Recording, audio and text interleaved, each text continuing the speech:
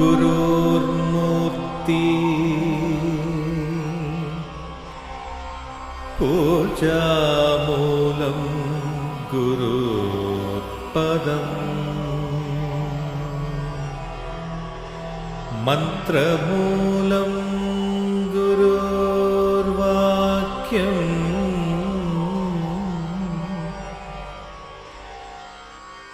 मोक्षमूलं गुरुर्कृपा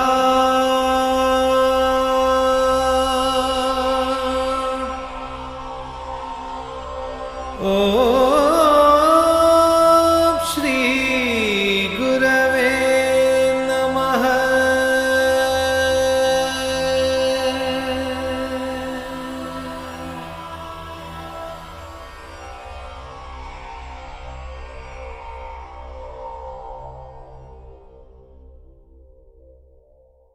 ఈ ఎంటాంగిల్మెంట్స్, ఇది రెస్పాన్సిబిలిటీ ఎంత ఉందో అంత చేయాల్సిందే, తప్పదు. రెస్పాన్సిబిలిటీ మనం ఎంత టేకప్ చేస్తామో అంత వదిలేస్తారు తర్వాత.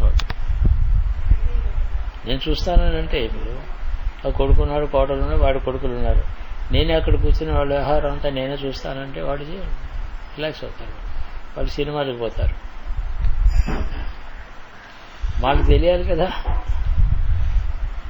అందుకనే మనం జనరేషన్స్లో జాయింట్ ఫ్యామిలీ సిస్టము, నలుగురు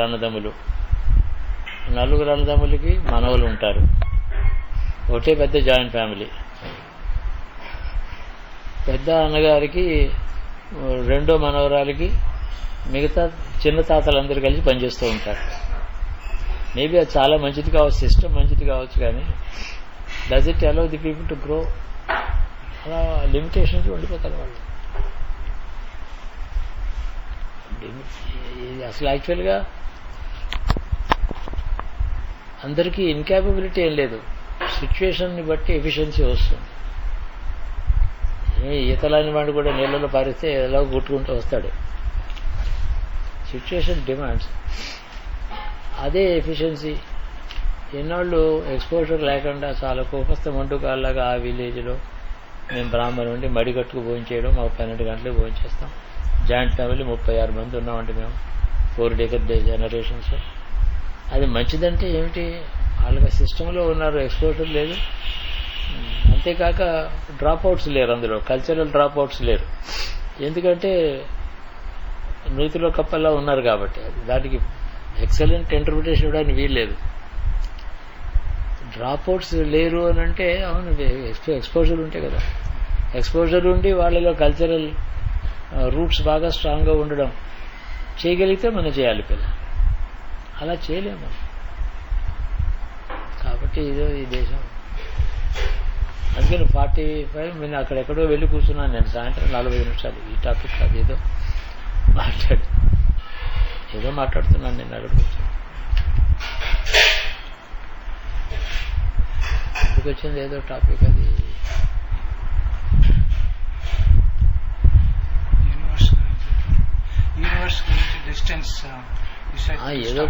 ఏదో టాపిక్ ఎవరో అడిగితే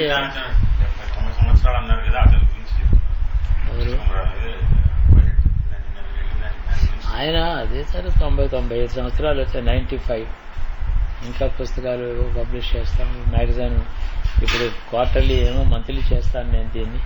నేను కార్పస్ ఫండ్ కావాలి, అందరూ కోఆపరేట్ చేయాలి, మంత్లీ మ్యాగజైన్ చేస్తాను.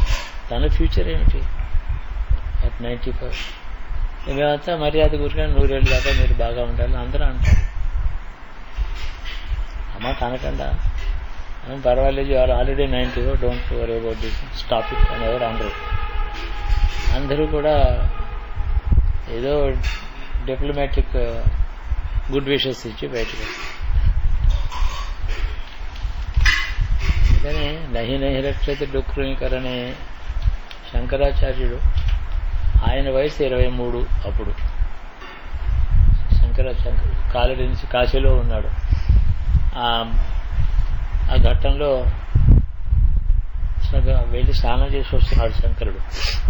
ఇక్కడికి వెళ్ళి విశ్వనాథుడి దగ్గరికి వెళ్ళి దర్శనం చేసి తన దగ్గర ఎక్కడో అడుగు మీద కూర్చొని వేదాంత చర్చ చేసేవాడు శిష్యులు కూడా, శిష్యుడు. అక్కడ మణికర్ణికా ఘట్టంలో బయటికి వచ్చి చూసేటప్పటికి ఆ ఒడ్డు మీద కూర్చుని ఓ పెద్ద పండితుడు 96 సంవత్సరాలు ఉన్నాయి ఆయనకి. నలుగురు విద్యార్థులకి వ్యాకరణం చెప్తున్నాడు. క్రీకరణే అని చెప్తున్నాడు. అంటే ధాతు అనే క్రీ అనేది రూట్ ఆఫ్ వెర్బ్, రూట్ అది. అందులోంచి వెర్బ్ బయటకు వస్తుంది. అంటే ఆ వెర్బ్కి అర్థం ఏమిటి అది చెప్తున్నాడు. కరుణే అంటే చేయుట. క్రీ అనే 2 ధాతులోంచి కరుణే వస్తుంది కదా. అంటే ఒక పని చేయుట, చేయించుట, కర్త, కారయిత ఇట్లాంటి మాటలన్నీ వస్తాయి. ఇవి చెప్తున్నాడు ఆయనకి. ఆయన చిన్నప్పుడు పండితుడు అయ్యాడు. 25-30 ఏళ్ళకి మహాపండితుడు అయినాడు. అప్పటి నుంచి విద్యార్థులు చెప్తున్నాడు. So is teaching life it self is more than 6 decades. ఈ కుడ్ నాట్ టాలరేట్. శంకర్కి ఇరిటేషన్ వచ్చింది. ఏమిటి ఇన్నేళ్ళు వచ్చి నీకు?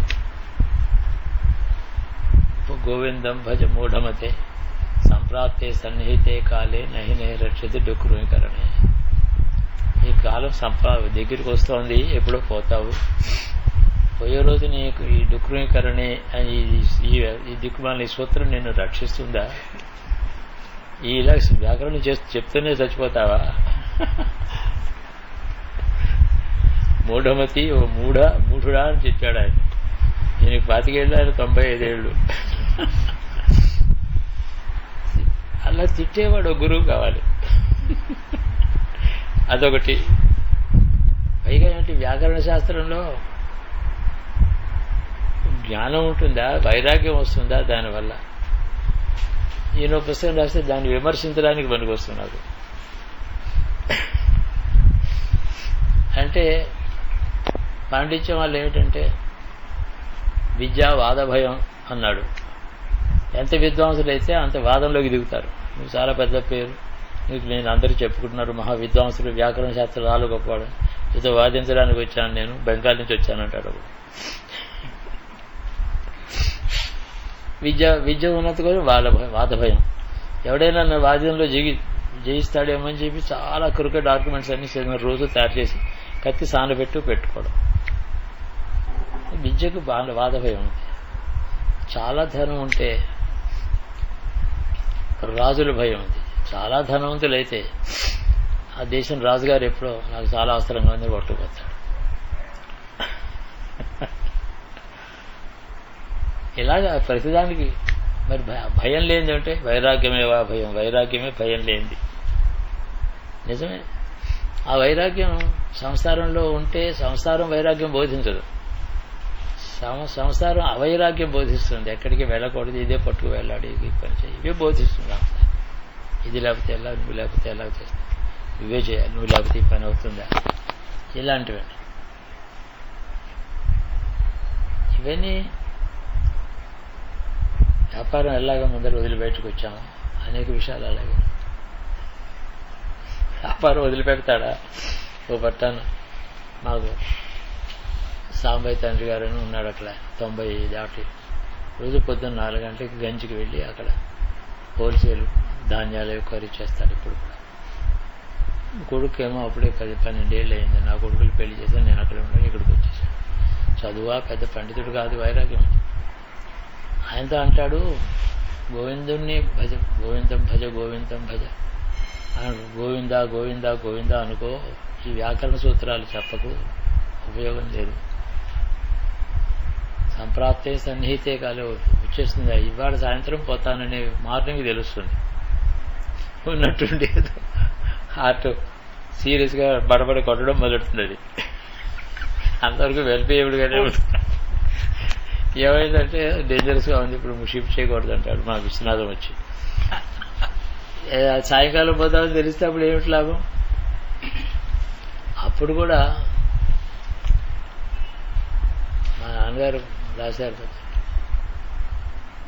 ఏ వైద్యుడు వచ్చి నన్ను రక్షిస్తాడో, ఏ మంత్రసిద్ధుడు వచ్చి నాకు మంత్రంతో నన్ను రోగం తగ్గిస్తాడో, ఏ అదృష్టం చేత ఎవడైనా వచ్చి యోగి వచ్చి రక్షిస్తాడేమో అని ఆశతో ఉంటాడట. మనది కానిది శరీరం, అది వదిలేసి మనల్ని పొమ్మంటోంది. అది దాన్ని పట్టుకుని ప్రేమించడం చేత వస్తుంది. దోషం ఏమిటి?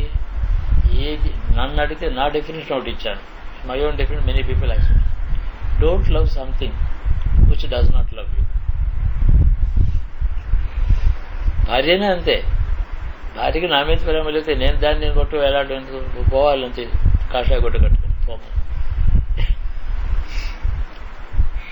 భార్య మీద మోహంతో చాలా రాత్రి పగలు సేవ చేసినా భార్య సంతోషిస్తుంది, కానీ ఈశ్వరుడు సంతోషిస్తాడా? అలాగే పిల్లలు, అలాగే ఆస్తి, అలాగే ఇష్టం. ఇవన్నీ మనుషుని ఈ ఇల్లు నా ప్రాపర్టీ మీద నాకు చాలా ఇష్టం, దానికి నా మీద ఇష్టం లేదే. నేను పోతే తీసుకెళ్ళిపోతుంటే చూస్తుంది, దాన్ని ఏమన్నా విచారపడుతుందా ఇల్లు? సో వైలా దాన్ని టేస్ట్ అనొచ్చు, ఒక కల్చర్ అనొచ్చు. అన్నీ బాగా చూసుకుంటానండి, కానీ దేని మీద మమకారం లేకుండా ఉంటాయి. అప్పుడు అన్ని సంవత్సరాలు ఉన్నా ఆయనకి ఆ దృష్టి రాలేదు. 95 ఏళ్ళు వచ్చినా ఆ మ్యాగజైన్ని మంత్లీ చేయాలని, దానికి కార్పస్ బిల్డప్ చేయాలి. నిజంగా కవి చదువుకున్నవాడు పండితుడు అంటే ఏం పండితుడు? కవిత్వంలో, సాహిత్యంలో, లిటరేచర్లో, ఇంక దేని మీద పైకి. అందుకని ఆ మాట నాకు గోవింద భజ గోవింద గోవింద భజ మూఢమతి సంప్రాప్తి సన్నిహితే కాలే నహిలక్షతి, ఆ లోపల అదే శ్లోకం వినిపిస్తుంది, పైకి అనడానికి వీల్లేదు. అదే హిపోక్రసీ. ఇంత హిపోక్రసీతో సభలో 2.5 గంటలు కూర్చురావడం, దట్ టైర్స్ మీ. ఆనెస్ట్ గా మాట్లాడలేదు, ఐ డోంట్ గెట్ టైర్. కానీ ఆ కూర్చుని అందరూ కూడా ముఖప్రీతి మాటలు మాట్లాడుతారు. 100 ఏళ్ళ దాకా మీరే చేస్తారు, మీరే ఇంకొకరికి ఇస్తారు, చాలా బాగా నడుస్తుంది. నేను అన్నది ఒకటే మాట, ఆయన 80 ఏళ్ళ తర్వాత ఇది మొదలుపెట్టాడు. ఎంత తీర్చుతో మొదలెట్టాడో, ఎంత చిత్తశుద్ధితో ఈ పత్రిక మొదలెట్టాడో, దాంట్లో సిన్సియారిటీ ఉంది, డబ్బు కోసం కాదనుకోండి. ఆ సిన్సియారిటీ బలంతోనే అది నడుస్తుందేమో. బస్ ఏదో కార్పస్ 10 లక్షలు కార్పస్ దొరుకుతుంది, దొరకదని కాదు. అంతా నాలాంటి వాళ్ళు అందరూ తలో 10-20 ఇస్తే కాదా?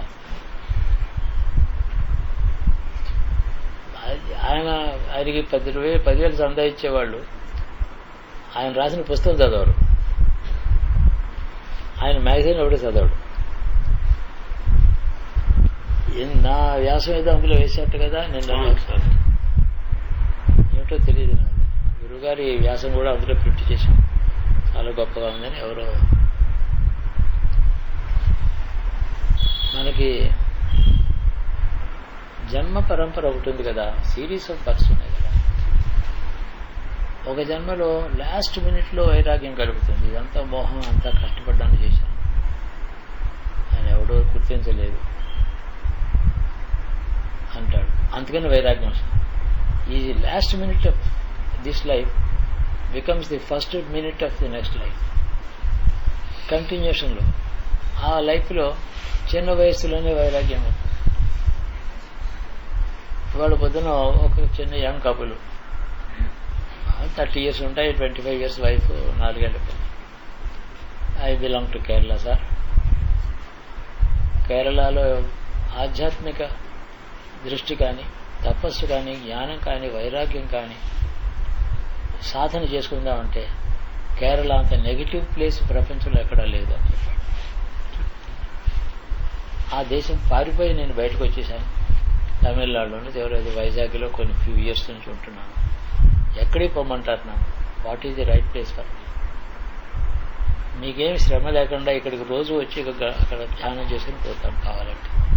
నాకు 2 ప్లేసెస్ కనబడ్డాయి లైఫ్లో అని చెప్పాడు, అరుణాచలంలో భీమునిపట్నం. ఈ 2 ప్లేసెస్, ఇంకా నాకేం, ఇదే కైలాసం, ఇదే ఆనందం అన్నట్లే. నాకు ఇలా అనిపించింది. నాకు మీ సలహా ఏం చెప్తారు? ఎక్కడికి పోమంటారు? మరి ఏం చేస్తున్నావు నువ్వు? అన్నం సంపాదించుకోవాలి కదా అంటే, ఏదో కంప్యూటర్కి సంబంధించిన చిన్న జాబ్ అయితే చేస్తున్నాను, అన్నానికి లోట్లేదు, తింటాను, పర్వాలేదు అంటే. కాబట్టి ఈ పనే చేసుకో, అరుణాచలం వెళ్ళు, కేరళకి దగ్గర కదా. బంధువులు ఎవరో ఉన్నారు, నాకేం సంబంధం లేదండి, వాళ్ళు నాకు వదిలేశాను. నేను వాళ్ళని బాధ పెట్టను, వాళ్ళు నన్ను బాధ పెట్టరు. Come to some agreement. ఇష్టం ఏదో ప్రాపర్టీ నాకు అక్కర్లేదు అని బయటకు చెప్తున్నాడు.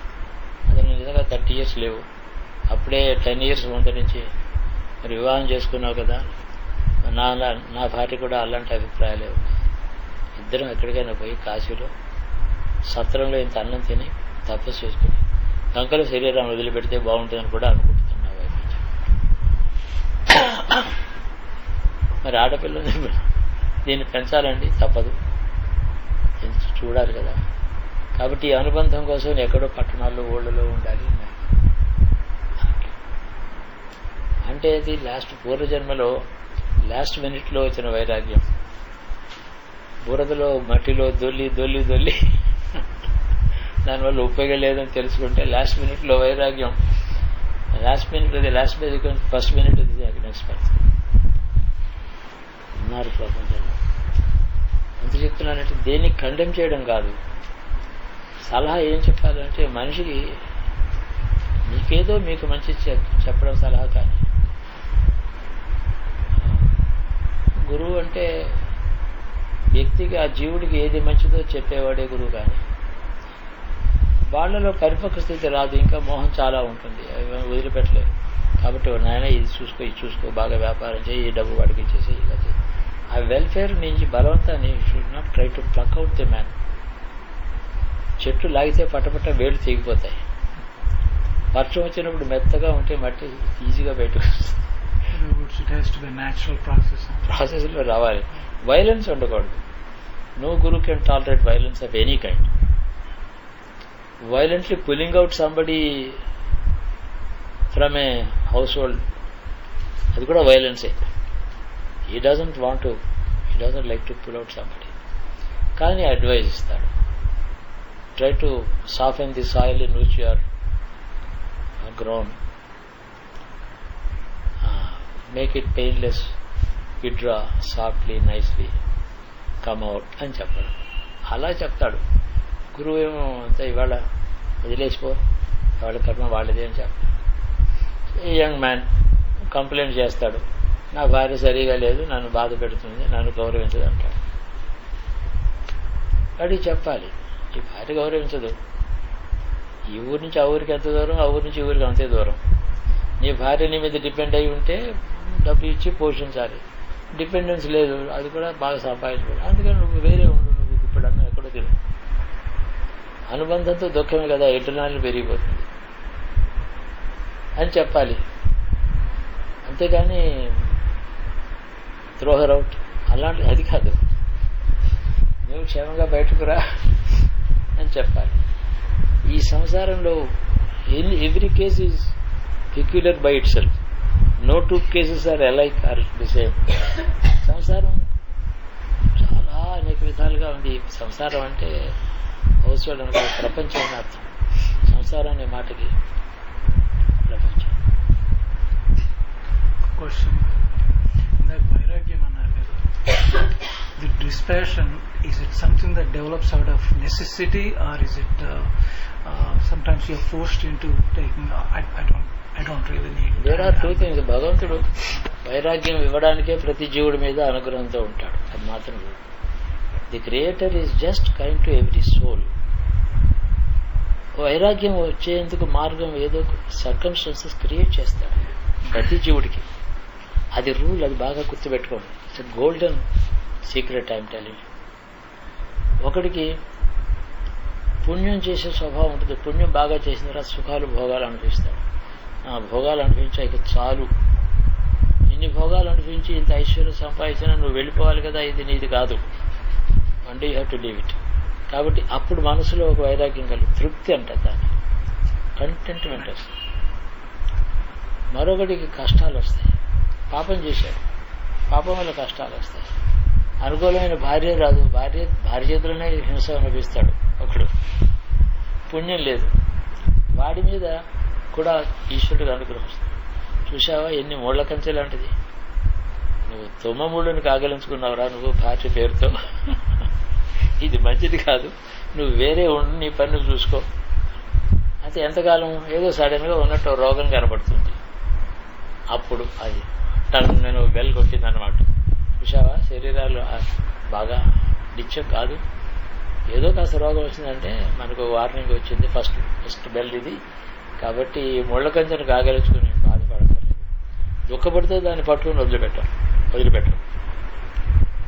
అది తుమ్మముళ్ళు కంచె గట్టిగా కాగలేదు ఎలా ఉంటుంది? అలాంటి భార్యలు ఉన్నారు లోకంలో. వాళ్లే గురువు. మెడ్రాసులో నాకు చాలా భక్తుడు వాడు. నన్ను గురించే పాటలు రాస్తూ ఉంటాడు. రాత్రి పగలు గురువు గారు నా మీద దశావతారాలు నా మీద రాశాడు. అతను రాసిన లిటరేచర్ అంతే 1000 pages ఉంటుంది ప్రింట్లో. చాలా పెద్ద పదవికి వెళ్ళాడు. ఒకటే అడుగుతారు, నా భార్య చాలా డబ్బు కావాలి గురువుగారు, ఇవ్వండి. నా భార్యకి సొంత ఇల్లు కావాలి. ఇప్పుడు వాడి దగ్గర ఏమీ లేదు, సొంత ఇల్లు కావాలి మెడ్రాస్లో. వాడు ఏదో ఆర్డినరీ లెక్చర్గా ఏదో రిటైర్ అయ్యారు. నా కూతుళ్ళేమో నన్ను గుర్తు పిచ్చి చంపేస్తారు, చాలా డబ్బు కావాలి, సంపాదించాలి, నాకు మీరే ఇవ్వాలి, నేను ఎవరిని అడుగుతాను? వాడు రోజు అడిగేది ఇవే, ఇంకేం ఉండదు. జ్ఞాన వైరాగ్యాలు అడగదు. అది జ్ఞాన వైరాగ్యం కంటే గురువు మీద ప్రేమ ఎక్కువ వాడికి. అడుగుతాడు. సరే, వాడికి ఎవరిస్తారు ఉద్యోగం? మెడ్రాస్లో ఇలాంటి వాళ్ళు 1000 మంది రోడ్ల మధ్య తిరుగుతున్నారు. గురువు పంపించారు కాబట్టి ఉద్యోగం ఇస్తారు. గురువు పంపించేది ఇంకా డబ్బు చాలేదు, చాలా డబ్బు కావాలని దాంట్లో లిఫ్ట్ ఇస్తారు. దాంట్లో నాకు గౌరవం కావాలి, నాకు డబ్బు ఇంకా డబ్బు కావాలి, నాకు వాడిని ఇంకా ఏ వైస్ ఛాన్సలర్ అయిపోతాడు. Just nobody. అంటే ఎండాకులు ఉంటాయి, ఆకులు రాలుతాయి, ఏదో రోడ్డు మీద ఒక పక్కన ఉంటాయి, ఒక గాలి వేస్తుంది. ఈ గాలి ఏం చేస్తుందంటే ఈ ఎండాకుని తీసుకెళ్లి గుడి గోపురం మీద కూర్చోబెడుతుంది. ఎండిపోయిన ఆకుని గుడి గోపురం మీద కూర్చోబెడుతుంది ఈ గాలి. గాలి అంటే దెయ్యం అని అర్థం. గురువు కూడా అలాంటి దెయ్యమే. వాడిని భరించలేక వాడి భార్య పెట్టే బాధలకి, వాడి కొడుకులు పెట్టే బాధలకి వాడు బాగా రోజు నలుగుతూ ఉంటాడు. వాళ్ళనేమో వాడు వదిలిపెట్టలేడు. వాళ్ళ కోసం వీడు అన్నీ అడుగుతాడు. ఈ గురువు అన్ని ఇస్తూ ఉంటాడు. డబ్బు ఏమీ లేదు, నాకేం డబ్బు ఎక్కడి నుంచి వస్తున్నావు? చాలా ఇల్లు స్థలం కొనాలి నాకు. సరే, అవి ఇవి లోన్ తీసుకుని నువ్వు ఇల్లు కొనుక్కో. ఇప్పుడు ఇల్లు కట్టాలంటుంది 3 ఏళ్ళ తర్వాత దాని మీద ఎంతో 3 సంచీలు డబ్బు వస్తుంది. వాడి జన్మలో ఎప్పుడు ₹1,00,000 చూడలేదు. 60 లక్షలు వచ్చింది ఓ రోజు. ఎవరి కోసం? వీడి కోసం కాదు, వెనకాల దెయ్యాలు ఉన్నాయి కదా వాళ్ళ కోసం. అంటే one devotee feeds a half a dozen evil people because of his attachment to them. వరాలు ఇచ్చేవాడు కూడా ఉన్నాడు కాబట్టి అడిగి వాళ్ళ కోసం తెచ్చుకుంటూ ఉంటాడు. ఇందులో వీడికి ఏం జరుగుతుంది అసలు? వీడికి వచ్చే లాభం ఏంటి? వీడికేమో bad wife and bad children service చేస్తూ ఉండడం, మోహంతో కానీ భయంతో కానీ సేవ చేయడం చేత ఆ మోహం అనేది, అటాచ్మెంట్ అనేది it's coming to an end one day. In the suffering he is washing away his past sins. His attachment to the Guru remains unaffected ultimately. ఆ లాస్ట్ మినిట్ రావాలి, వాడికి ఫైనల్ థర్డ్ బెల్ కావాలి. Third బెల్కి వచ్చినప్పుడు వీళ్ళేం కనపడతాడు, గురువు ఒకటే కనపడతాడు. చాలా నీకు ఈ రోగం వదిలిందా, ఇంకా ఏమన్నా కావాలని? బాబు నాకేమొద్దంటాడు. వాళ్ళు ఏం చేస్తారంటే వీళ్ళంతా క్విక్గా డిస్పోజ్ చేసేసి కడిగేస్తారు ఇల్లు. అంతే వాళ్ళకు ఉండేది. సో ఏదో మనీ మేకింగ్ మెషిన్ లాగా వాడు గురువు. భగవంతుడు అలాంటి వాడు కూడా ఎంత బ్యాడ్ సర్కమ్స్టెన్స్లో, అజ్ఞానంలో ఉండే, మోహంలో ఉండే వాడికి కూడా సహాయం చేసి వాడికి వైరాగ్యం పాయింట్ వచ్చేదాకా తీసుకెడతాడు భగవంతుడు. నువ్వెందుకు అలా ఉంటావు, బయటికి రా అని చెప్పడు. ఇంకో కేసులో ఒక గయాలిది హోప్లెస్ చెడ్డ భార్య ఉంది, నీవు వేరే ఉండు, నీకేం సంబంధం లేదు, నువ్వు ఈ రోజు నీ రోగం కూడా వస్తే జాగ్రత్తగా ఉండని ఇంకో చోట చెప్తాడు. ఇంకో చోట చాలా ప్రేమగా దాంపత్యం, కొడుకులు వాళ్ళందరూ చాలా మంచిది, చాలా అదృష్టం. అయితే తృప్తి పడి మళ్ళీ దాని మీద మనసు పెట్టుకోకు. Content, try to reach a point of contentment. Disinvolve yourself from ఈ ఇన్వాల్వ్మెంట్ నుంచి బయటికి రా అని ఒక్కొక్క జీవుడికి ఒక్కొక్క విధంగా పరిణామ దశగా తీసుకెళ్తాడు వాళ్ళు. కాబట్టి అన్నిటికీ ఒకే రూల్ చెప్పే గురువు కాదు. It's just like A doctor prescribes same medicine for all. You not a doctor. Okay, అందరికీ ఒక బాధ చెప్పడు. But Guru gives only what is desirable, right? Desirable కాదు, what is desired by him, what he needs to get in order to evolve. ఒకవేళ వాడికి చాలా రోగం అవసరం అవుతుంది, అది ఇస్తాడు. వాడికి తీవ్రమైన రోగం లేకపోతే వాడు బాబు.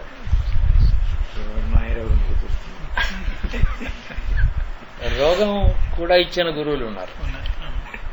బాగా ఉన్నవాడికి మంచి రోగం వచ్చింది, ఆ రోగంతోనే వాడు బాగుపడ్డాడు. నాకు రియలైజ్ చాలా విషయాలు నాకు తెలిసాయి రోగం వచ్చాక. నా కొడుకులు, నా భార్య నా మీద ఎంత ప్రేమ ఉందో ఇప్పుడు తెలిసింది. వాడు ప్రాపర్టీ సంతకాలు మంత్రం పెట్టు, నువ్వు బాగాలేవు కదా అని అడిగాను. అంటే డాక్టర్ని తీసుకొని చూపించి వెనకాల లాయర్లు కూడా తీసుకొస్తారు. నల్లకోట ఒకటి వెనకాల వాడు వస్తాడు, వాడు యముడు. ముందర డాక్టర్ అయ్యో మీరు బాగుపడతారు కదా అండి, అలా ఇలా అంటారు. అంటే ఏం లేదు, ఊరికైనా ఎందుకైనా మంచిదైనా ఆయన లాయర్ కూడా అంటే అర్థమైంది కదా. So it's not bad to have ill health. It is once you have you could get a guru, he is the giver. భోగం ఇస్తాడు, రోగం కూడా ఇస్తున్నాడు ఈశ్వరుడు. రోగం భోగం రెండు కూడా అవసరం అన్నమాట. ఒకటికి రోగం, ఒకటికి భోగం, ఇంకొకటికి మరొకటి, ఇంకోటికి గయాలి బెల్లం, ఇంకోటికి సన్యాసం, ఇంకోటి వైరాగ్యం, ఇంకోటి మోహం.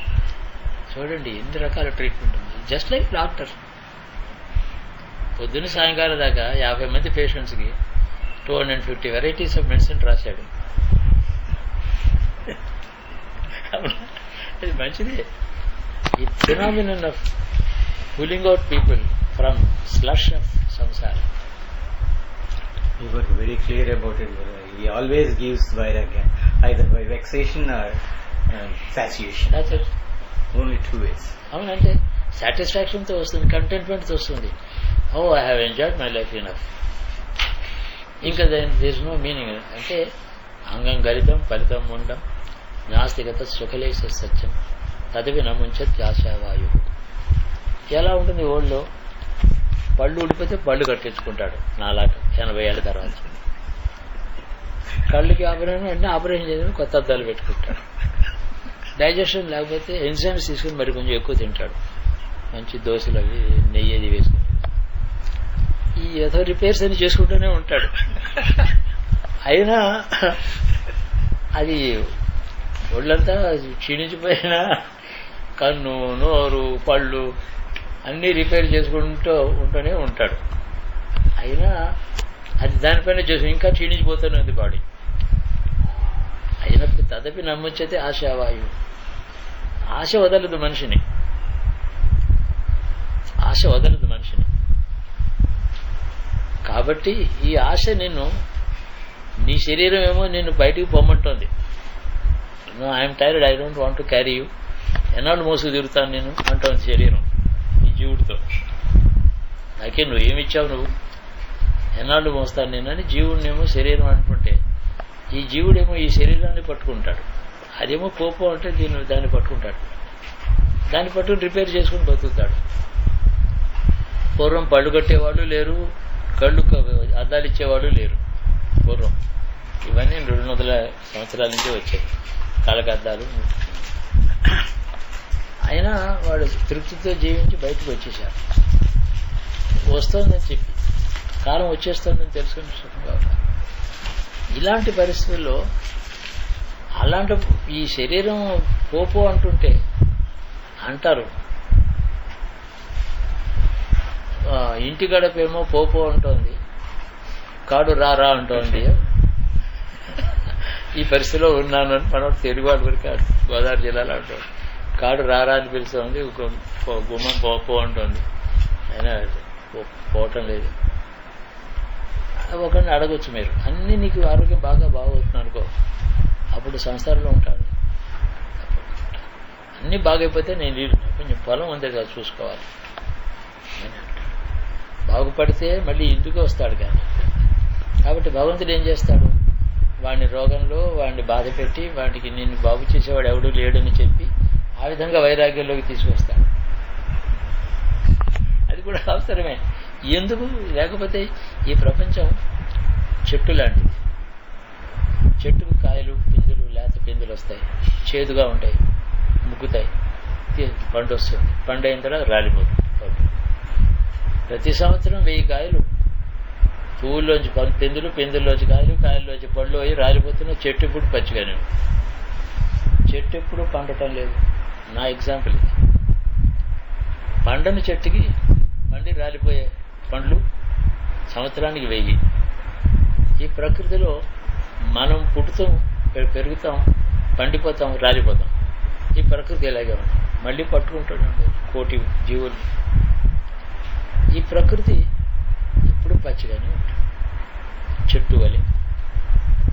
మనమేమో కాయలు పిందెలా పుట్టి పెరిగి రాలిపోయాడు. మనకి ఏముంది ఇందులో? దాంతో ఏమిటి సంబంధం? పండు రాలిపోయే ముందు చెట్టు దాన్ని పట్టుకోదు, నువ్వు పండిపోయావు కింద పడు. ప్రకృతి మనని పట్టుకోదు, మనని రక్షించదు, దాని దగ్గర పెట్టుకుని కాపాడాలి, ప్రయత్నించదు. మనం రాలవలసిందే, పోవలసిందే. ఈ పరిస్థితిలో మనుషులు వైరాగ్యం అంటే ఇది తెలుసుకోవడమే వైరాగ్యం. ఇది like the writing on the wall. దాన్ని చదవలేకపోవడం ఏంటి? క్లియర్గా ఉంది. దీన్ని తెలుసుకోవడమే వైరాగ్యం. తెలుసుకుంటేనే వైరాగ్యం. దీన్ని చూస్తూనే తెలుసుకోకపోవడం అంటే కంటికి తెలుస్తుంది, చెవికి వినిపిస్తుంది, మనసుకి తెలుసు, కానీ లోపల అంతఃకరణకి తెలుసుకోకపోవడం, దాన్ని దూరంగా అవాయిడ్ చేసి తిరగడం. What is known is not remembered. Man tries to forget about it, divert himself ఏదో. కాబట్టి ఎప్పుడు పోతామో తెలియని వాడికి ఏ క్షణమైనా వైరాగ్యం ఉండవలసిందే. ఎప్పుడు పోతాం? పోయే ముందు నాకు వైరాగ్యం సంపాదించుకుంటాను, ఏడాది ముందు నాకు నోటీస్ వస్తే మంచిది ఇవ్వదు. ఆ నోటీస్ అది నోటీస్ ఇవ్వదు. అది నోటీస్ ఇస్తే ఏంటంటే మంచం మీద పడేస్తుంది. అది మరీ అన్డిజైరబుల్. ఆ రోజుల్లో ఏమనుకుంటాడు? పోతే బాగుండు అనుకుంటాడు. పోతే బాగుండు అనుకుంటే ఏడాదేమో అక్కడే పడుకోబెడతాడు. వాళ్ళ ఉదాహరణకి పొద్దున్న ఒక ఓల్డ్ లేడీ వచ్చింది. ఆవిడ చాలా చూశారు కదా,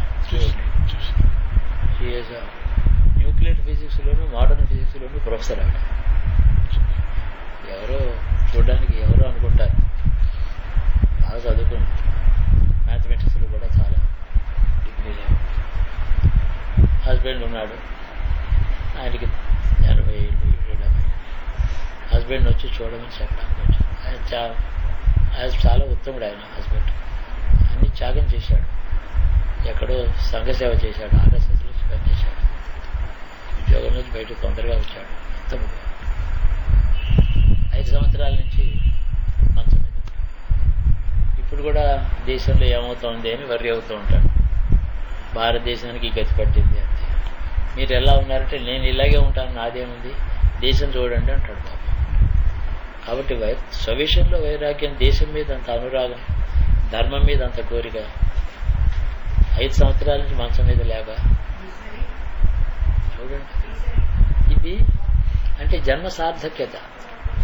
ఇప్పుడు పోయినా ఇప్పుడు అవుతా 6 నెలలు వెళ్ళక తప్పదు కదా. కానీ ఆ మనిషికి అనుషంగా లేవు, దేని ఎందుకు తన స్వార్థం చింత లేదు, దేశం కోసమే బాధపడుతున్నాడు, ఏం అక్కర్లేదు. హలో, అలాంటి వాళ్ళు మంచం మీద పడి ఉన్నా, రోగంలో ఉన్నప్పటికీ అనేక జన్మల కర్మ క్షయం అయిపోతుంది. పండిపోయిన పండు రాలిపోయినట్లు.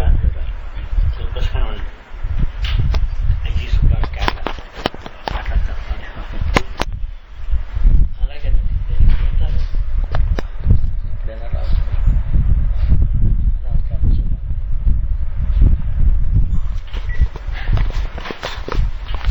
ఒక్కొక్కడికి ఆయనకి ఆయన శరీరంలో అనుభవిస్తున్న బాధ శుష్కించిపోయి మనిషి లోపలికి ఆహారం లేక బెడ్ సోర్స్తో బాధపడుతూ దేశాన్ని గురించి అనుకుంటున్నాడు. ఆయన అంటే మరి రుణం తీరిపోతుంది. భగవంతుడు ఎంత బాగా చూస్తున్నాడు, ఆయన ఎంత అదృష్టవంతుడు. బతికున్నవాళ్ళు ఏదో ఉద్యోగం చేసి యూనివర్సిటీలో పెద్ద డిపార్ట్మెంట్ హెడ్ చేసి అంతా ఏ రోజు తనకి ఒక కోరిక లేదు, తన కోసమే అనుకోలే. ఇల్లు లేదు, ఏదో ఇల్లు ఒకటి చిన్న సంపాదించి అంత ఉత్తములు ఉన్నారు ఈ కాలంలో. దేశాన్ని దోచుకోవడానికే రాజకీయంలో వెళ్ళిన వాళ్ళు ఉన్నారు. ఈ పరిస్థితిలో ఏ జీవుడికి ప్రయాణం ఆ జీవుడిని నిర్దేశిస్తూ భగవంతుడు తీసుకెళ్ళి చేతులు పట్టుకుని నెమ్మదిగా నడిపించుకు పట్టుకుపోతున్నాడు. ఏకకాలం మంది 1,00,000 మందిని చేపట్టుకుని తీసుకుపోతున్నాడు. ఇంకో 1,00,000 మందిని 10 లక్షల మందిని శిక్షిస్తున్నాడు బుద్ధి రావాలని. ఇంకో 10 కోటి మందికి కోరిన కోరికలన్నీ ఇస్తున్నాడు, వాటికి ఎప్పటికైనా కంటెంట్మెంట్ రావాలని. ఇన్ని పనులు ఏకకాలం మంది చేస్తున్నాడు. ఇన్ని కోట్ల జీవరాశులతో, ప్రతి ఇన్ని కోట్ల జీవులతో కూడా 1-to-1 ఈక్వేషన్ ఉంది భగవంతుడికి. కామన్ గా is not addressing the crowds, is addressing every individual. 1-to-1 with a billion all the time. ఎంతకాలం ఈ భూమి ఇలా ఉందో అలా చేస్తున్నాం. అట్లాంటి భగవంతుని పరిస్థితిని తెలుసుకోవడం వల్ల వైరాగ్యం వస్తుంది. ఏం విశేషం, ఎంత అద్భుతం ఈ లీల. ఒక శక్తి ఏమిటి ఇంతమందితో 1-to-1 ఈక్వేషన్తో ఇన్ని రకాల పనులు చేసి ఎలా చేస్తుంది అది? ఆ శక్తి ఏమిటి? కాబట్టి అతన్ని తెలుసుకోవడం కాదు, తెలుసుకోవడం అనేటువంటిది ఇంటలెక్చువల్ అప్రోచ్. గ్రంథాలు చదువుతారు, అది కాదు. భారతంలో శాంతి పర్వం చదివితే వచ్చే శాంతికి మరి భాష్యాలన్నీ శాంతి చేసి 25 సంవత్సరాలు భాష్యాలన్నీ చదువుకుంటారు. ఈ శాంతి పర్వం చదివితే వచ్చే శాంతి ఇందులో రావు. సూక్ష్మంగా దగ్గర ప్రేమతో చంటి పిల్లలకి వెన్నముద్ద తినిపించినంత మంచి భాషతో పురాణం చెప్తుంది. ఎన్నో ఊరిగా మాటల్లో సాహిత్యాన్ని గురించి ఒక మాట అన్నాను. కావ్యం అంటే విశ్వశ్రేయస్కార్ కావ్యం అని చెప్పారు కదా. రామాయణానికి కావ్యం అని పేరు, భారతానికి కావ్యం. నేను ఫాస్ట్గా చెప్పేస్తాను, అందుకని గట్టిగా దానికి పాజ్ ఇచ్చి గట్టిగా మాట్లాడి రిపీట్ చేయాలా చెప్తారు. నేను అలా మాట్లాడను. Sentences just flow out and I don't repeat them. విశ్వశ్రేయస్కరమైనటువంటి కావ్యంలో రామాయణ భారతాలకు కావ్యాలని పేరు. ఆ తర్వాత రసమే ప్రధానంగా ఉండే కావ్యాలు పుట్టాయి. శృంగారాది రసములు ఉన్నటువంటి కావ్యాలు, నవరసభరితంగా చాలా అందమైన కవిత్వాలు. ఇందులో ఆ విశ్వశ్రేయస్కరమైనటువంటి ఈ రసమయమైన కావ్యాల్లో ఉందో లేదో తెలియదు, వాటిలో ఉండేది. ఈ డెఫినేషన్ వాటిని చూసి చేసిన డెఫినేషన్ అని నాకు తెలుసు. అవి చదివితే విశ్వశ్రేయస్సు లోకంలో అందరికీ చాలా దుర్మార్గుడికి అదే హితబోధ చేస్తుంది, మంచివాడికి అదే బోధ చేస్తుంది. పాపం చేసేవాడికి నువ్వు ఈ పాపం చేస్తున్నావు, ఈ స్థితిలో ఉన్నావు, జాగ్రత్త అని వాడికి బోధ చేస్తుంది. వైరాగ్యం, ఇప్పుడు నీకు వైరాగ్యం వచ్చింది కదా, చాలా మంచిది, చాలా మంచిది. ఇంతమందికి హితబోధ. అందుకని విశ్వశ్రేయస్సుని లోకం అందరికీ కూడా శ్రేయస్సునిస్తుంది. అది కావ్య లక్షణం అని చెప్పి ఋషులు చెప్పిన మాటది, కావ్య విమర్శకులు చెప్పిన మాట కాదు. కావ్యాలు ఇన్ని వేల పుట్టాయి, అన్ని కావ్యాలు గొప్పవే. కళాపూర్ణోదయం గొప్పది కాదా, లేకపోతే మను చరిత్ర గొప్పది, వసు చరిత్ర గొప్పది కాదా? అందుకని ప్రసన్నత కావ్యంలో అంటే ప్రసన్న రాగం అన్నారు. ప్రసన్న భారతి అంటే ఈ విధంగా చెప్పేదే ప్రసన్న భారతి అని నా ఉద్దేశం. కావ్య లక్షణాల గురించి, రసాల గురించి, ఛందస్సుల గురించి చెప్పడం కంటే ఇండైరెక్ట్ సజెషన్, చాలా డిస్టెంట్ ఇండైరెక్ట్ సజెషన్స్ అది కావాలి.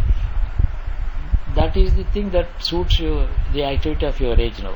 అలాగే ఇంతకన్నా ఎక్స్ప్లిసిట్ గా చెప్పలేను, ఇంప్లిసిట్ గా ఉందన్నమాట. రామాయణం భారతం చదివితే వచ్చే శాంతి కావ్యాలు చదివితే రాదు. మా నాన్నగారు అదే అన్నారు, ఎందుకు ఈ కావ్యాలు చాలా చూశాం. సరభయ్య గారు ఆయన మంచం మీద పడ్డాడు, లేవలేకుండా ఉన్నాడు. గురువు గారు 80 ఏళ్ళు వచ్చాయి నాకు, చిన్నప్పటి నుంచి సంస్కృత కావ్యాలు, ఈ ఛందస్సు, రసము, కావ్య విమర్శ ఇందులోనే గడిచిపోయింది. శివపూజ కూడా భక్తితో చేసుకోవడం నాకు చేతకాలేదు. ఈ కావ్యాల్లోనే మునిగి తేలాను. ఇప్పుడైనా నాకు లోపల ఆ శివభక్తి వచ్చేటట్టు ఒక మాట నెత్తిమి చేపెట్టండి అని ఏడ్చాడు.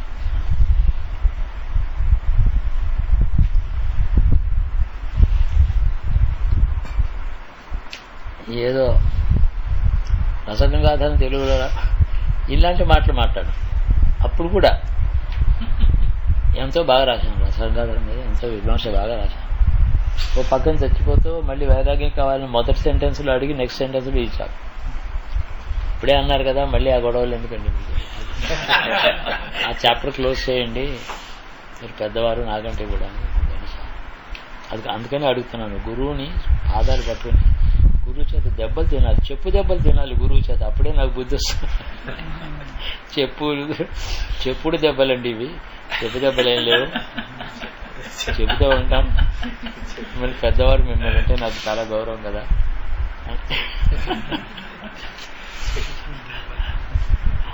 అదిగో చెప్పుడు దెబ్బ ఎంత బాగా అన్నారు. ఒక అక్షరం విన్నావురా కొడుకుని, చూసావా గురువు అంటే అదో.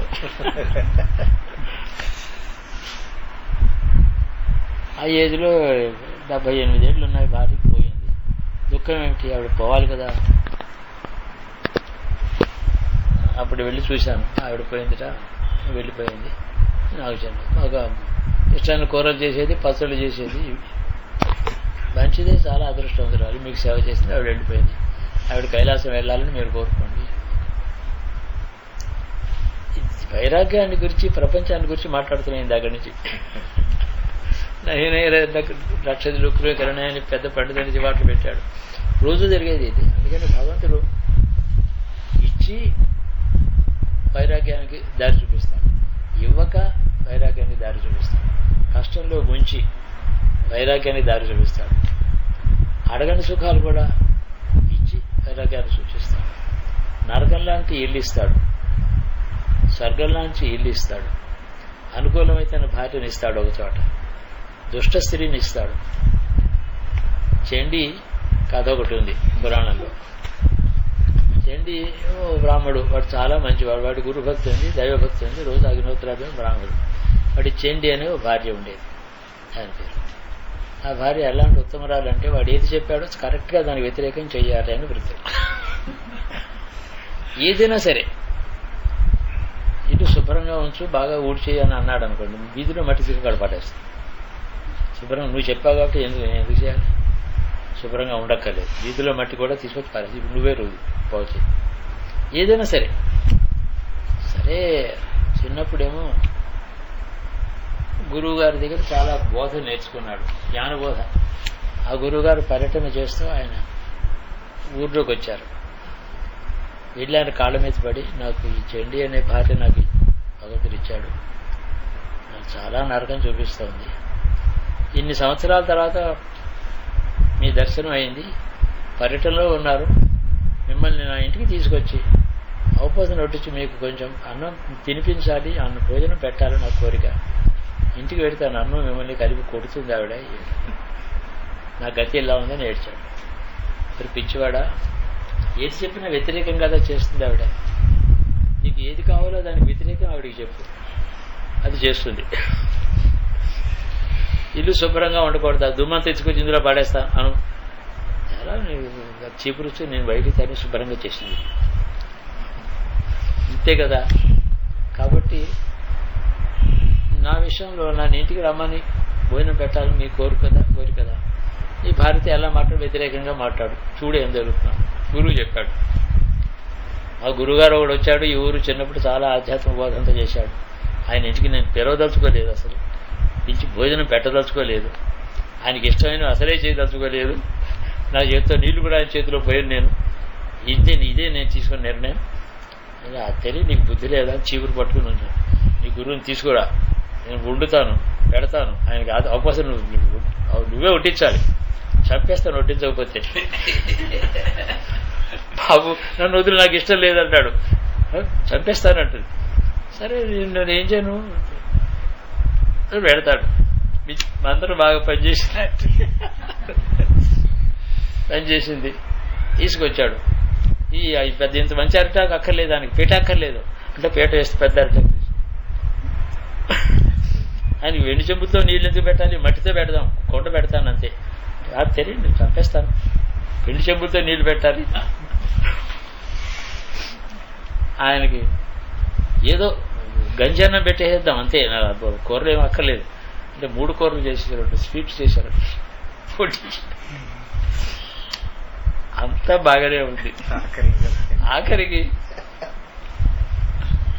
ఏదో గురువుగారు నాకు ఇష్టమే లేదు అసలు మీకు పెట్టడం, నాకేం చేయను, నేను చెప్పింది వ్యతిరేకం చేస్తుంది, ఇది చేయండి, అందుకని ఇవన్నీ నాకు ఇష్టమే లేదా. లేరా, ఇష్టం లేకుండా చేసింది అంతాను, నీకు ఇదే బాగుంది, నీకు కర్మక్షయం అయిపోతుంది అని గురువుగారు. అంతా చేస్తే మంచి పెరుగు ఏదో వచ్చింది. ఆఖరి ఆ గురువుగారు మంచి పెరుగు చాలా ఇష్టం, ఇంకా బాగా వడ్డించాను. సరే నువ్వు చెప్తావా, నువ్వు నాకు గురువు గారికి పెరుగు వడ్డించమంటావా నువ్వు అని చెప్పి ఆ కొండ వీడి నెత్తిని కొట్టింది. మిగిలిన పెరుగుమా గురువు గారిని మొహమ్మద్ పాడు.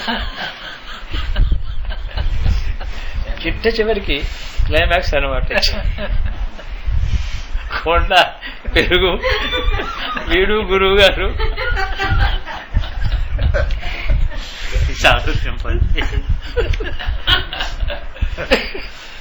ఎడుస్తూ వెళ్ళి బావి దగ్గరికి వెళ్ళి స్నానం చేసి అలా వెళ్ళిపోయి, ఏం నా గతి ఇలా ఉందని అంటాడు. సరే నీ గురువురా, నేను కాదు ఆవిడే గురువురా, సంసారంలో ఏం లేదు సారం, ఆ మాట చెప్పడానికే ఆవిడ నీకు భగవంతుడు ఇచ్చాడు, మంచిదిరా. మళ్ళీ మళ్ళీ అయితే ఇంటికి వెళ్ళి సంచి తెచ్చుకోవటానికి మీరు అనకాలి, ఇంటికి వెళ్ళి సంచి కూడా తెచ్చుకుంటే మళ్ళీ నీకు వైరాగ్యం వచ్చింది అని చెప్పి చీపురు తాడేసి కట్టేస్తుందిరా నేను. ఇక్కడి నుంచి నేను పారిపోతున్నాను ఈ ఊరు నుంచి, నా వెనుక నువ్వు కూడా. ఇద్దరు పరాయణ రాత్రి అక్కడ ఉండగా పారిపోయారు. మళ్ళీ ఆ మొగుడు అడ్రస్ కలిగా. ఈ కథ మీరు వినే ఉంటారు చాలా మంది. ముద్దాలకుడు చండిక, ముద్దాలుడు చెండి ఇలా ఉంటారు. అది వాడికి గురువు అనుగ్రహించాడు. ఆఖరిని గురువు సేవ తీసుకోవాలి కదా, గురువుకి ఏమో రుణం తీర్చుకోవాలి కదా, తీర్చుకునే ఉపాయం మంత్రం చెప్పాడు. అయిన తర్వాత భార్య నిజ స్వరూపం చూపించాడు, అన్నెత్తులు కూడా పెరుగుతుంది, నీకు నాకు కూడా గురువే రావిడన్నాడు, మారిపోయారు. అది కూడా గురువు చేసిన పనే. గురువుకు మరి ఒక పూట అన్నం పెట్టకపోతే రుణం ఎట్లా తీరుతుంది, అందుకోసం ఆ మంత్రం చెప్పారు. బై మిస్టేక్ ఎక్కడైనా పొరపాటు చేయవలసింది చెప్తే ఆవిడ దెబ్బతింటాడు, చేయకూడదు చెప్పి చేయించుకోవాలి. ఆ ఒక్క పూటకే ఆ మంత్రం పని, మళ్ళీ మర్నాడు సుఖంగా ఉండడానికి ఆ మంత్రం పనికిరాదని. లాస్ట్ మినిట్లో వీడు పొరపాటుని గురువు గారికి మంచి పేరు కొట్టించడానికి చాలా ఇష్టం, మళ్ళీ అది పర్పెచుయేట్ కాకూడదు, కంటిన్యూ కాకూడదు ఆ మంత్రం. అది అందులో రహస్యం. అందులోనే నిండిపోతాడు, మళ్ళీ అందులో ఉంటాడు. ఇక నుంచి రేపటి నుంచి గురువు గారు ఉపకారం చేశారు, మంచి మంత్రం చెప్పారు.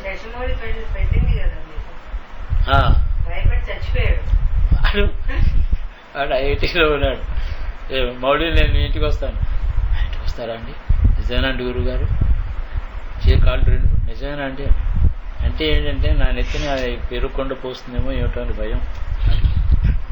గురువు గారు వచ్చారు కదా వద్దండి గురువు గారు రావద్దండి, ఇలా అన్నందుకు నన్ను క్షమించండి, నన్ను కొట్టండి తిట్టండి, ఇలా నన్ను పాపం చేశాను, నీకెందుకు భయం, నేను వస్తానని నువ్వు పిలవకుండా నేను వస్తానన్నా అంటే నాకు ఏందో తెలిసి ఉండొచ్చు కదా, నోరు మూసుకొని నేను వస్తాను. అక్కడికి గురువుగారు ఏమో వస్తున్నారు, మరి నేనేం పిలవలేదు అని ఏదో అంటున్నాడు. నేను లోపలికి వెళ్ళిపోతుంది, ఇలా చూసింది, గబగబా చీపురు కూడా పారేసి వచ్చి దండం పెట్టి, గురుగారండి లోపలండి, ఇలా తెచ్చింది, కూర్చోండి, ఇలా వణకడం మొదలెట్టింది. నేను ఏదో దాన్ని బూడి చేసేస్తాను అనుకుందో ఏమిటో. అలాంటి మంత్రాల దగ్గర ఏం లేవు. ఏమమ్మా ఎలా ఉన్నావు, నీ పిల్లలు బాగున్నారా, మా మౌళి బాగానే ఉన్నాడా, సరిగా చూసుకుంటున్నాడా, పేరు చూడండి. ఒక 20-30 minutes నేను I could play with the stupid psychology of their. వాళ్ళతో 20 నిమిషాలు నేను ఆడుకున్నా. మీకు ఏం లేదండి, కొంచెం దోశ వేసి పెడతాను, కూర్చోండి. మీరు వస్తారని నాకు తెలియదండి, ఈయన నాకు చెప్పలేదండి. ఆయనకేం తెలుసు, వాడు నేను వస్తానని కూడా తెలియదు, నేనే వచ్చాను. ఇప్పటికీ గురువుగారు అంటే ఆవిడ వచ్చారు కదా మన ఇంటికి, అమ్మో ఆయనతో ఏం చెప్పకే ఉంటుంది. ఏం నేనేమనలేదు, దోశ చేసి పెట్టింది, చేస్తున్నాను, బాగా చేసావమ్మా, ఇది వీరికి డయాబెటీస్ ఉంది, కొంచెం జాగ్రత్తగా పెట్టు. అలాగేనండి ఇక్కడ అంటే ఇంకేం పెడతానమాట.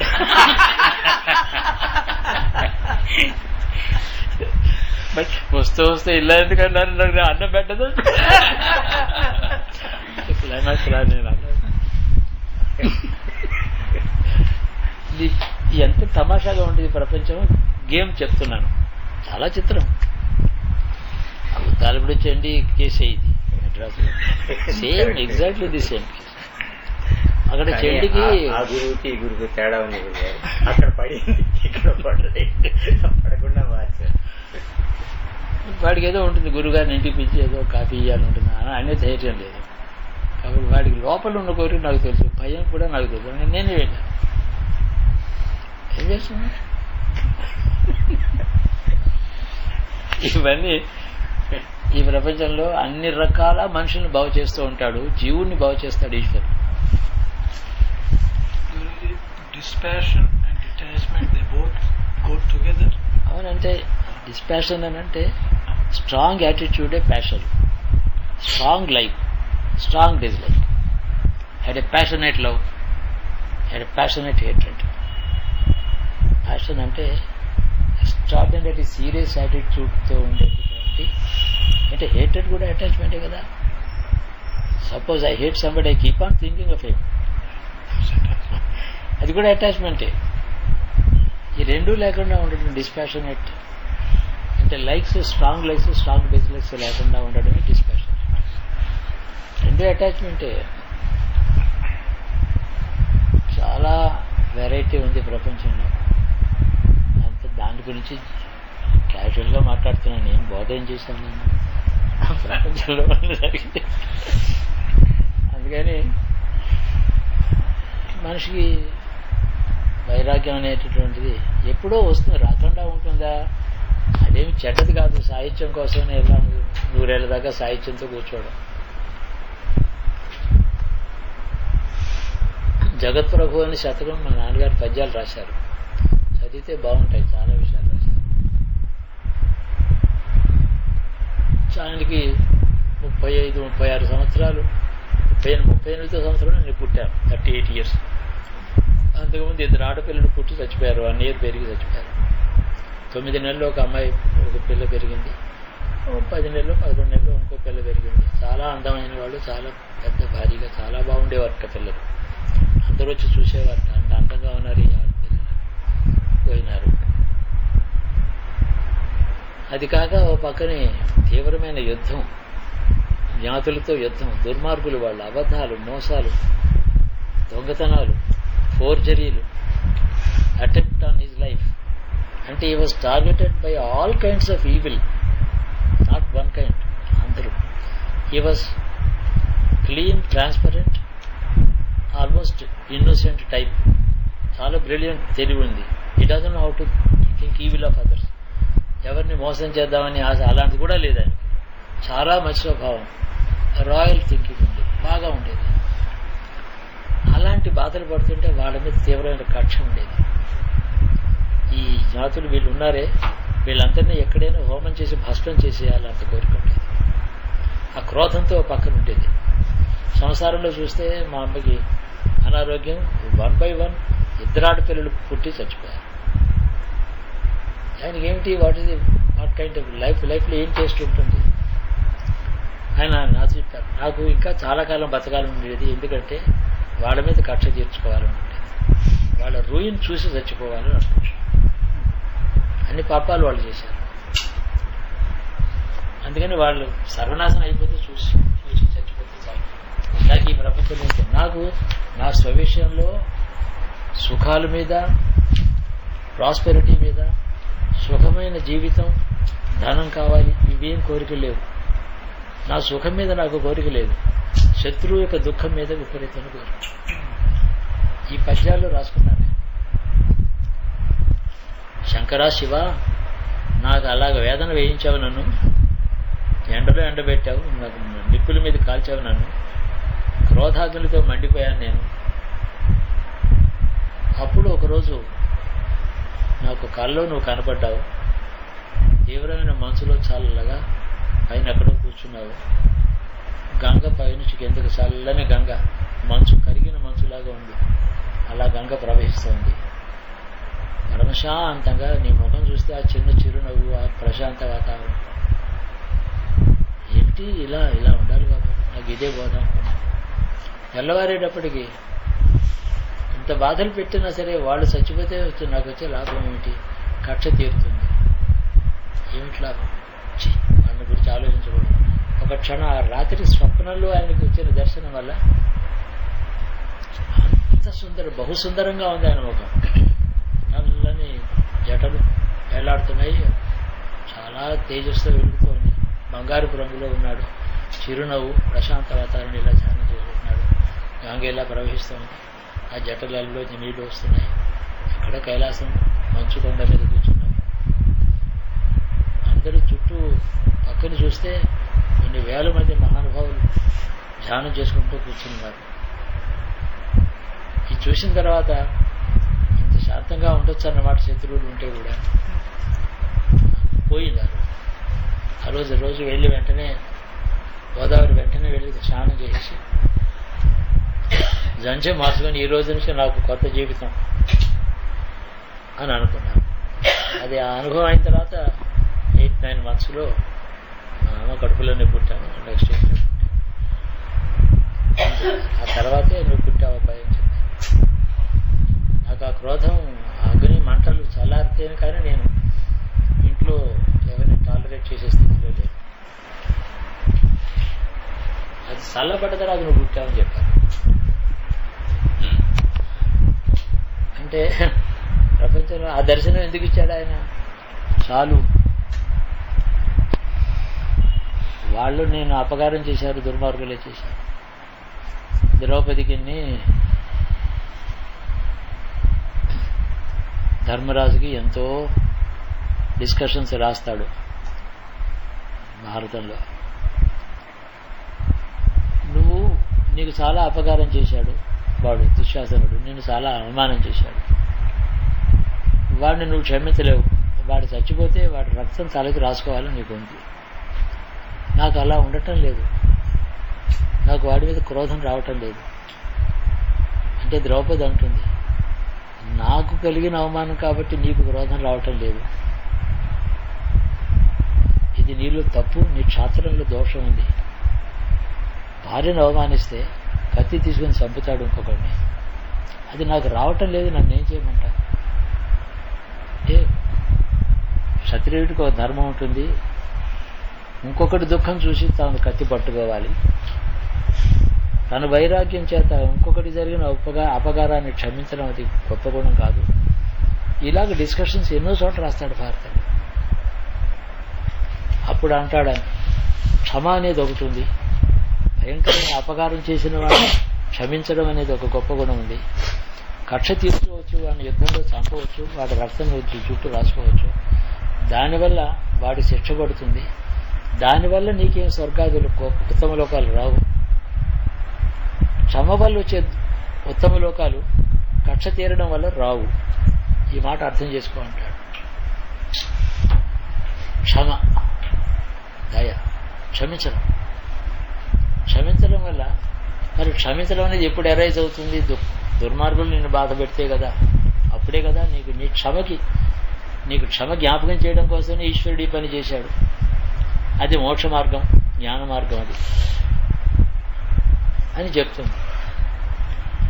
అయినా నాకు ఆ క్షమ రావటం లేదంట. ఈ వెంట్రుకలు పట్టి ఈడ్చిన ఆ చేయి త్వరములోన వాడి కింద పడి ఉంటే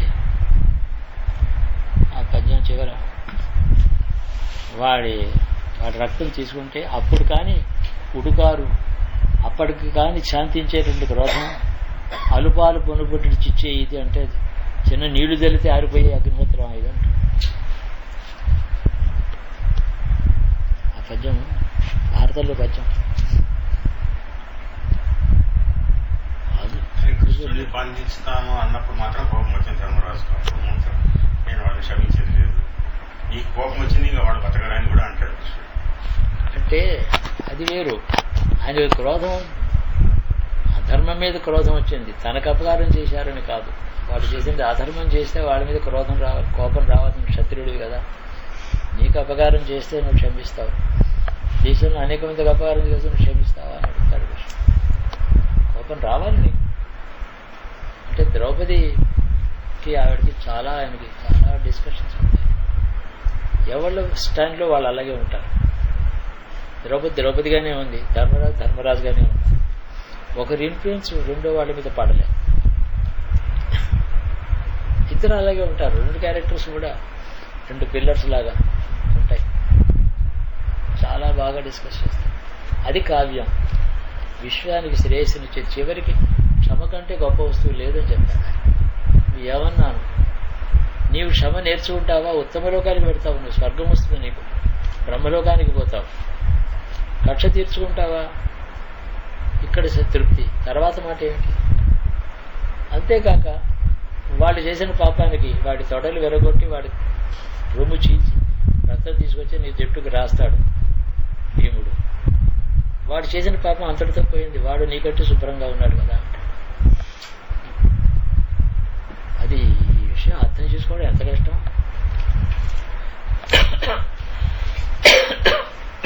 కాబట్టి సృష్టిలో భగవంతుడు కష్టాలు, ద్రౌపదికి అంది కష్టాలు. మొన్న ఏదో వార్తల్లో మాట సమాధానం చెప్తావు నువ్వు. పురాణం ఆయన కూడా చెప్పాడు ఈ మాట, ఇండైరెక్ట్గా చెప్పాడు, పూర్తిగా చెప్పలేదు. నీకు మాయాజూతంలో వంచన జరిగింది కదా, అప్పుడు నేను ఎక్కడున్నాను, నేను లేను కదా అంటాడు.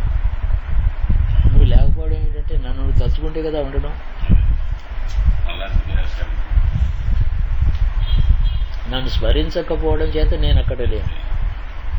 మోసం జరిగేది కాదు, ఆవిడ తలుచుకుంది, నేను రక్షించాను. నేను రక్షణ, ధర్మం రక్షించింది.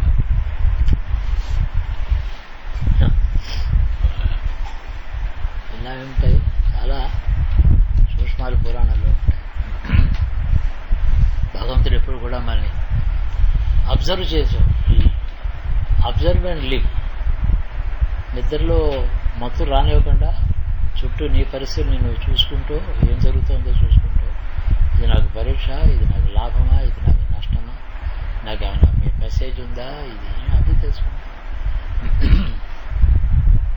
మా నాన్నగారి అనుభవం మాత్రం, ఆయన చెప్పిన మాటలు నేను చెప్పాను. ఆయన క్రోధం అలా ఉండేది కాదు. నౌకరు తప్పు చేస్తే కొరడా పుచ్చుని కొట్టేవారు మా ఫాదర్. ఆ క్రోధం లోపల ఉండేది. ఒక పెద్ద చాకుకు ఉండేది, కొరడాలు ఉండేవి, కర్రలు ఉండేవి, లాఠీలు ఉండేవి. అది పట్టు కొట్టేవారు. గుర్రాలు ఉండేవి, ఆయనకి చాలా రకరకాల గుర్రాలు. బీపీ గుర్రం అయితే దాని రక్తం వచ్చేలా కొట్టేవారు. తీవ్ర స్వభావం నాకు అసలు దయ క్షమ నాలో లేవు. ఇలాగ నన్ను చేశారు నా జాతులు, దుర్మార్గులు. అదంతా ఒక్క దర్శనంతో పోయింది. వ్యక్తిగతమైన అపకారం వచ్చినప్పుడు క్షమించడం, సంస్కృతికి ధర్మానికి అపకారం దాన్ని శిక్షించడం, శాతధర్మంతో రెండు కరెక్ట్ గానే ఉన్నాయి. నాకు అపకారం చేస్తే నేను క్షమించవచ్చు. దేశానికి సంస్కృతికి అపకారం చేస్తే నేనేలా, నాకు ఇచ్చాడా క్షమించని అధికారం. చాలా అందుకని ఉంది. దేశంలో జరిగే దాని మీద నాకు ఆగ్రహం ఉంటుంది. ఆగ్రహం దానివల్ల ఏమవుతుంది, ఆగ్రహం వల్ల అది వేరే విషయం. దాన్ని చూస్తూ ఆమోదిస్తూ ఊరుకోలేను. కానీ నాకు ఏదో ఒక ధర్మం అనేది ఒక ఫ్రేమ్లో, అందులో జాగ్రత్తగా వెళ్తాను. ఆ ఫ్రేమ్ దాటకూడదు. ఎప్పుడు కూడా ఒళ్ళు తెలియనటువంటి ఒడలేరు కానీ శివం ఉండదు కాన. పూనకం వచ్చింది, చుట్టూ ఎవరిపోసుకుని గతులేస్తుంది, పూనకం వచ్చి అమ్మవారి పూనకం. అప్పుడు కూడా ఒళ్ళు తెలియకుండా ఉండదని చెప్పి నాన్నగారు రాశారు. దాని మెడలో గొలుసు కింద పడింది అనుకోండి, జాగ్రత్త పడలేరు కానీ శివం ఉండనే ఉండదని నేను రాశాను నాన్నగారు. ఆయన మాటలు ఎప్పుడైనా వినాలనిపిస్తుంది, చాలా బాగుంటాయి. అది జగత్ప్రభు శతకం ఒకటి, శివకర్ణ రసాయనం ఒకటి బాగుంటాయి. ఆ తర్వాత పూర్తిగా మారిపోయారు. మా నాన్నగారు నాకు చెప్తుంటే మా అమ్మ కూడా తర్వాత చెప్పింది, నాన్నగారు పూర్తిగా మారిపోయారు అబ్బాయి ఆ రోజు నుంచి. తర్వాతనే మా ఇంట్లో శాంతి, ఆరోగ్యం. ఇష్టంగా ఉండింది మనతో, ఆయన అంత క్లోజ్గా ఉండడం. ఆవిడకి చాలా అన్హ్యాపీగా ఉండేది. ఆయన ఆరోగ్యం పాడైపోతున్నాము ఇంత తర్వాత. ఎందుకు గుర్రాన్ని అలా పెట్టారు, చెప్పిన మాట వినలేదు. నేను పడేసే ప్రయత్నం చేసి దాన్ని లొంగ తీసుకుంటాను. ఈ గుర్రాన్ని లొంగ తీసుకోకపోతే వాళ్ళు నేనేం చేస్తాను. ఆయన సుమారు 400 గుర్రాలు అనుకున్నారు. 400 horses. He went from one extreme, hatefulness, overnight, as he saw the Shanta Swarupani చూసిన తర్వాత immediate గా change. There is something I'm missing over there. What he saw, the Shiva Swarupaని చూసి, ఆ దర్శనం ఒకటి రూపం దర్శనం కాదు, ఆ రూపం దర్శనం లోపలికి వెళ్ళిపోయింది దాని శక్తి. అది ఎవరో ఆ మాట వచ్చి సినిమాలో వేషం వేసుకుంటే దర్శనం లాంటిది కాదు అది. అది నిజ దర్శనం, నిజమైన దర్శనం. లోపల అంతఃకరణలోకి వెళ్ళిపోయింది. అది లోపల క్వాలిటీ మార్చేసింది. అది శక్తి, అద్భుతమైన ఒక దర్శనం, నిజమైన దర్శనం అది. అంతకుముందు శివుడిని ఆయన జపం కూడా ఏం ఆ రాత్రి చేసుకోలేదు, మామూలుగా శివ పూజ చేసుకునేవారు, ఏం చేయలేదు. he didn't ask for it, it just happened. అది ఏం అడగలేదు. ఆయన ఈశ్వరుడు దయతో ఆయన పడుతున్న క్రోధం వల్ల దుఃఖం ఉంది. ఈశ్వరారాధన జరుగుతోంది, ఆయన క్రోధంతో మండిపడిపోతున్నారు, ఆయనకి ఆరోగ్యం చెడిపోతున్న ముందు. ఆయన పక్కన శివభక్తుడై ఉండి ఇంత క్రోధంతో మండిపోతుంటే శివుడు ఉపేక్షించకుండా దర్శనం ఇచ్చి ఒక్క క్షణం మార్చేశాడు లోపల.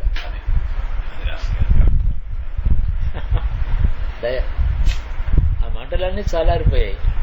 చల్లని మలయ మార్గం లాంటి గాలి లోపలికి వచ్చేసి మర్చిపోయాడు. ఇది అయిన తర్వాత ఆయనకి క్షమ వచ్చింది. ఆ తర్వాత ఈయనకి అపకారం చేసిన వాళ్ళందరూ నాశనం అయిపోయారు. ఎవడూ లేడు, వంశాలు లేవు, ఆస్తులు లేవు. అంతే మర్చిపోతున్నారు, అయిపోయింది. ఎందుకు కూడా కానీ రిజల్ట్ మటుకు కోరిక నెరవేరేది సరదాగా. అవును, బాగా నువ్వు కోరుతున్నావు వాళ్ళందరూ నేను వెళ్ళి నాశనం చేస్తాను, నీకేమిటి లాభం వస్తుంది, నీవు శాంతిగానే ఉండాలి.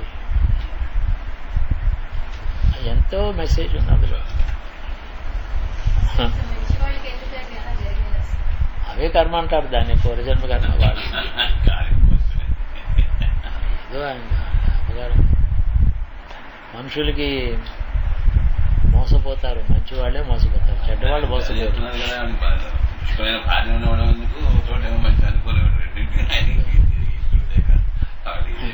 శుద్ధాలుడికి చెడ్డిని ఎందుకు ఇచ్చాడు? ఆ గురువు వచ్చి తానేమో గురు పూజ స్వీకరించి భోజనం తీసుకుని కూడా పట్టుకుపోయాడు వాడిని. మళ్ళీ చివరికి ఏమో దాని నిజస్వరూపం మళ్ళీ ప్రదర్శన చేసేసి, లేకపోతే ఈ ఉపాయం బాగుంది, ఇక్కడి నుంచి బాగుంటాను అనుకుంటాడు, కూడా పట్టుకుపోయినాడు వాడిని గురువు అని. అక్కడ అది మెసేజ్. అది అంటే దుఃఖం, అన్ని విధాల దుఃఖం.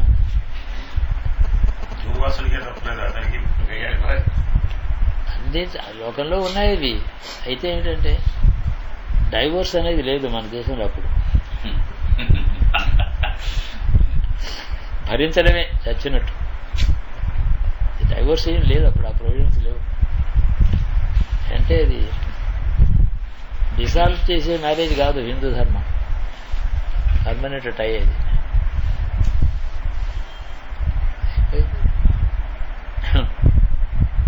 భగవంతుడు ఎన్ని రకరకాలుగా ఎంతమంది ఉద్ధరిస్తున్నాడు. ఏం చిత్రం, ఎంత అద్భుతంగా ఉంది ఈ ప్రపంచం, ఎంత విచిత్రంగా ఉంది. ఎంత దీన్ని తలుచుకుంటే ఇంక ఏ కథ, ఏ నవల, ఏ సినిమా అక్కర్లేదు. ఏం చిత్రంగా ఉంది అది. నేను కాబట్టి ఈశ్వరుడే మన రక్షిస్తాడు. అంతా కూడా ఆయన దయ. లాభం, నష్టం, కష్టం, దుఃఖం, సుఖం అన్నీ కూడా. భద్రం కర్ణే భద్రం దేవా భద్రం పశ్యమాత్.